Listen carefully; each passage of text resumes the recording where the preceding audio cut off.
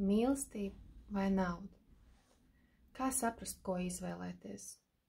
Nekad nevajag izvēlēties vienu vai otru.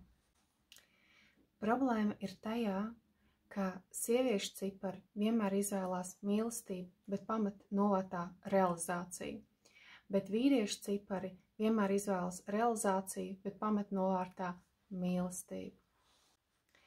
Kad vīrietis ir stiprāks par viņu, viņi iet un atrod savu misiju, nodarbojas ar savu realizāciju. Viņai parādās iekšējā vērtība, un viņa kļūst interesanta šim vīrietim. Un otrs variants – es stiprāk nekā vīrietis. Ko vajadzētu darīt? Vajadzētu sākt iet uz randiņiem, sākt nodarboties ar sevi, ar savu iekšējo sievišķību, atbrīvoties no trauksmes. Bet trauksme pazūd tad, kad jūs pārstājat par visu nest atbildību.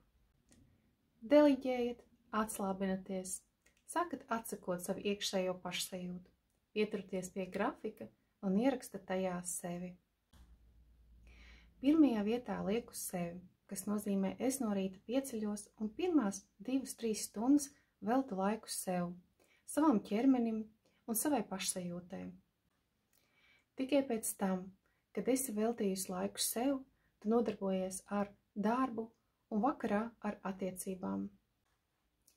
Vēlies, lai palīdz uzsākt ceļu pie sevis, raksti man ziņā vārdu attiecības un tikamies konsultācijā.